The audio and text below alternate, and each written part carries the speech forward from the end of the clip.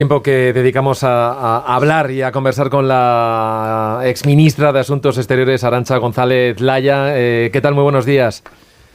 Hola, buenos días. Señora Miguel González Laya, le hemos llamado esta mañana para ver si con usted somos capaces de traducir lo que ocurrió ayer en la Casa Blanca, porque pasaron muchas cosas y hay muchas lecturas hoy que vemos en los medios de todo el mundo, ¿no? No solamente los de nuestro país. Le hago una primera pregunta. ¿Usted cree que hoy la paz está más cerca en Ucrania? Bueno, yo creo que en esto hay que ser tremendamente prudente porque creo que aquí hay una gran asimetría.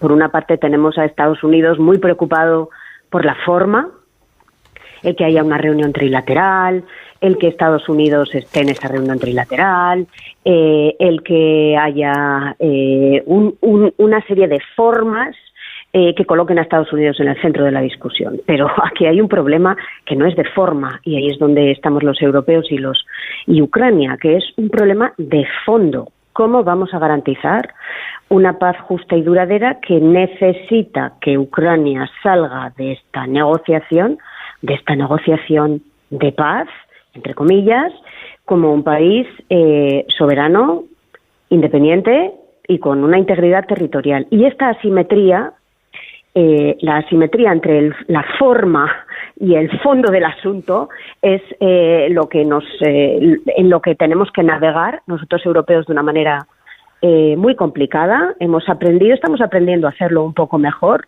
Nos fue muy mal en Alaska, en la reunión que el presidente Trump tuvo con Putin. A él también creo que le fue muy mal y creo que hemos conseguido reequilibrar un poco la situación en esta reunión de Washington, pero yo no creo que estemos todavía en un punto en el que tengamos una claridad de cuál es la dirección. De momento, hay muchas discusiones muy genéricas, pocas discusiones precisas, y no nos olvidemos, una paz necesitará de discusiones muy precisas y muy concretas. Desde luego. Citaba usted el fondo y las formas, y nos ceñimos a lo que vimos ayer en la Casa Blanca. De ambas cosas hubo mucho, ¿no? Sobre las formas, se hablaba mucho y teníamos la mirada puesta en la última vez que estuvo el presidente ucraniano, Zelensky, a finales de febrero, con algo que no habíamos visto nunca, ¿no? Con esa bronca, con esa humillación del gobierno de Estados Unidos al presidente Zelensky, que esta vez incluso ha cambiado de indumentaria, y que el propio Donald Trump casi que agradecía, ¿no? Cuando le veía salir del coche. Incluso por ahí estaba el periodista que le afeó en su momento que se presentase allí en la Casa Blanca con una vestimenta que lleva pues desde el inicio de la guerra, ¿no? De la invasión en Ucrania. Pero más allá de las formas, ¿usted qué lectura hace de lo que hemos visto ayer en concreto, allí en la Casa Blanca? Bueno, creo que hemos aprendido, europeos y ucranios hemos aprendido que tenemos que ir juntos, tenemos que estar unidos, y hemos aprendido también, de alguna manera, y voy a utilizar una expresión muy española, que quizás tendría una traducción difícil en inglés, que sería: hemos aprendido también a torear, entre comillas, un poquito al presidente estadounidense. Hemos aprendido que es importante que alabemos sus iniciativas, que alabemos su postura, pero también es importante que en la discusión vayamos llevando el agua a nuestro molino. Y creo que en Washington hemos conseguido llevar el agua a nuestro molino. ¿Y cuál es este agua? El agua es la discusión sobre las garantías de seguridad que va a tener Ucrania. A nosotros europeos nos hubiese, y se lo dijimos ayer al presidente estadounidense, nos hubiese gustado empezar la discusión con un alto el fuego, porque no tenemos mucha confianza en cuál va a ser la reacción del presidente de Rusia. No tenemos mucha confianza en que Rusia vaya a cumplir con algunas de las cosas que Estados Unidos le está proponiendo, y por eso creíamos más conveniente empezar con un alto el fuego, que consiguiese insuflar un poco de claridad y un poquito de confianza en la negociación que tiene que seguir. Y parece ser que el presidente de los Estados Unidos quiere ir más a una negociación directamente, sin pasar por este alto el fuego. Pero conseguimos, insisto, que la discusión fuera sobre las garantías de seguridad que va a tener Ucrania, es decir, cómo va Ucrania a protegerse si Rusia decide atacarle de nuevo. Y no nos olvidemos que mientras todas estas discusiones están teniendo lugar, Rusia sigue atacando a Ucrania. Ayer mismo, mientras la reunión tenía lugar, 14 muertos por ataques de drones y de bombas rusas. Luego hemos conseguido llevar la discusión un poquito a cauces que nos resultan más importantes a Europa, y digo a Europa incluyendo a Ucrania, porque aquí lo que estamos hablando es de cuál va a ser la seguridad de este continente europeo. Pero también ahí, Miguel, creo que tenemos que ser lúcidos.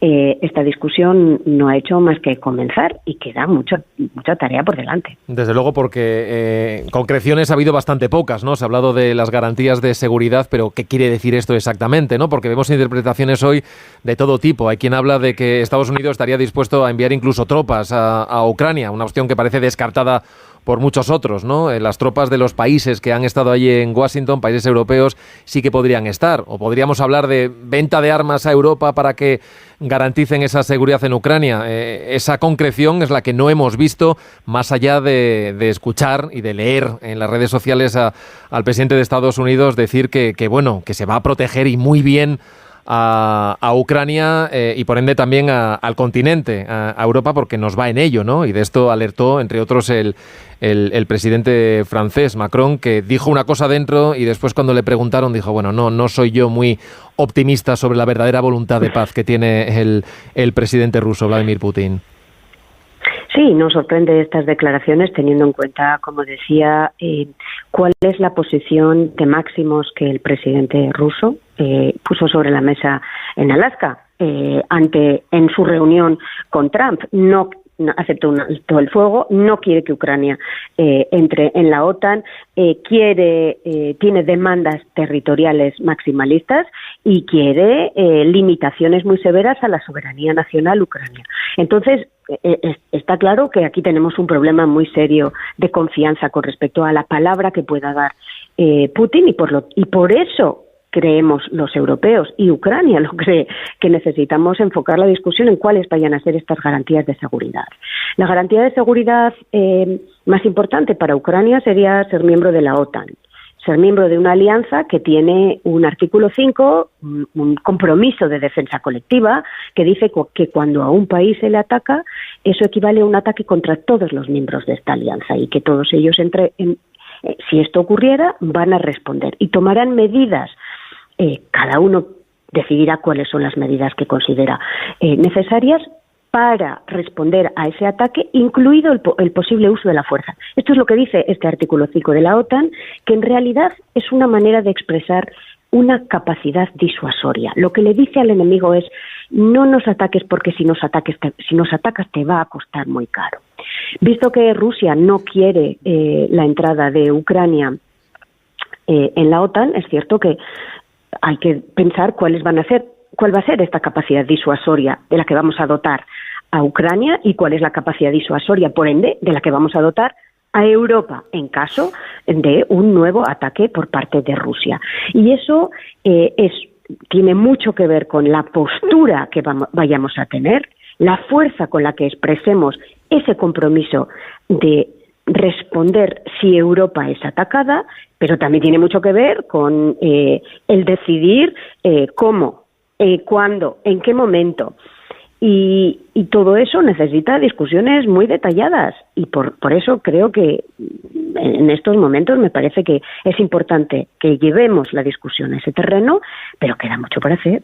Como las conclusiones que estamos viendo de ese encuentro se están ciñendo o centrando en ese futuro encuentro a dos, primero entre el presidente ruso Putin y Zelensky, y después habría una siguiente fase en el que estaría sentado también el presidente Trump, una reunión a 3. Luego decía también Macron que estaría bien hacerlo después a 4, ¿no? Con Europa presente.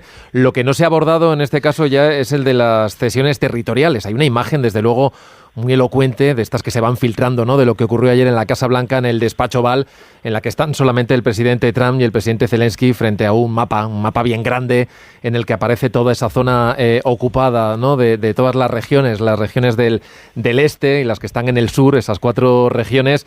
Obviamente ese asunto ha estado en la mesa, y cuando le han preguntado a Zelensky, que por cierto dio una rueda de prensa un tanto extraña, lo dio después fuera de la Casa Blanca, ahí en la verja, le preguntaron sobre este asunto de las cesiones territoriales y dijo, bueno, eso déjenlo porque lo hablaremos en su momento y lo hablaré yo con Putin.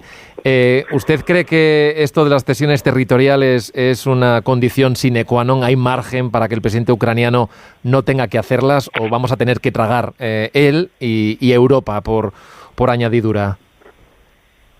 Yo creo que esta es una de las grandes debilidades mostradas por Trump en la reunión de Alaska con Putin. Evidentemente, si uno se sienta en los zapatos de Putin, su deseo es concesiones territoriales máximas.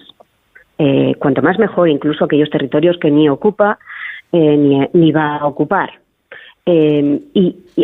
Lo más problemático, a mis ojos, de la reunión de Alaska es que Trump compra el marco negociador que le pone sobre la mesa Putin, que es el de intercambio de territorio o concesiones territoriales, y además las presenta de forma maximalista. Y esto es una gran trampa, porque evidentemente, primero, hay muchos territorios, hay muchos lugares donde los conflictos se han congelado sin necesidad de entrar en concesiones territoriales. Y desde luego una concesión territorial hecha por Estados Unidos para que Rusia se pueda sentar a la mesa desde luego, sería un muy mal comienzo de una negociación y casi una invitación a Rusia a seguir por la vía de la invasión de otros territorios para conseguir concesiones territoriales. O sea, creo que esa es una línea muy roja, muy gruesa.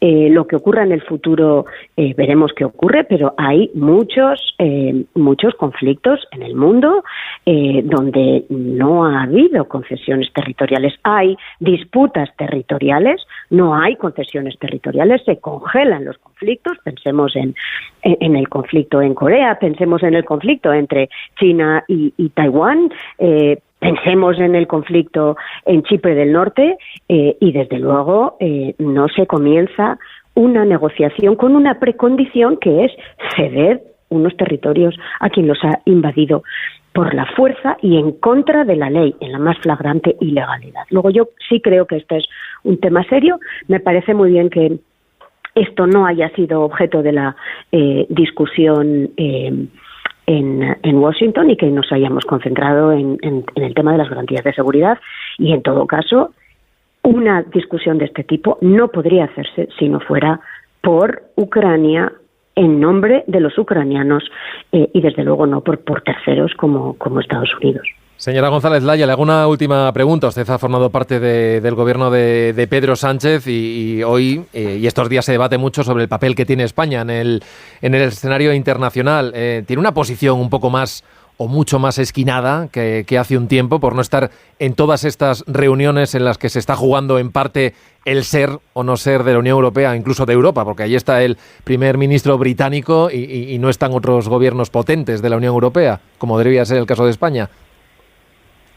Sí, pero aquí lo que cuenta, y yo creo que en esto España lo ha entendido muy bien, es la unidad de los europeos. Dice muy bien Miguel, no están todos los gobiernos representados alrededor de la mesa, están principalmente los gobiernos que forman parte del G7 y están también países que simbólicamente aportan mucho a esta discusión, como es el caso de Finlandia, que es un país que conoce muy bien un conflicto de este tipo porque lo vivió en el año 1944 y después en el 48 con Rusia. La presencia en Washington en estas discusiones es importante. Más importante me parece a mí la unión de los europeos y sobre todo el compromiso de todos los días para con Ucrania. Y yo creo que en esto España lo ha mostrado desde el inicio de este conflicto, con apoyo militar, con apoyo económico. No nos olvidemos que España también contribuye a la enorme financiación que la Unión Europea le otorga a Ucrania para poder seguir existiendo como administración, y lo hace, yo creo, lo hace España, lo hace el gobierno de España, porque entiende que este es un tema fundamental para el futuro de la Unión Europea, del que nosotros formamos parte. Luego yo creo que en esto España lo tiene claro y lo está jugando como lo están jugando los países grandes en la Unión Europea, que tienen las ideas europeístas claras. Arantxa González Laya, le agradecemos mucho que nos haya atendido esta mañana en Más de Uno aquí en Onda Cero. Un saludo y que tenga un buen día.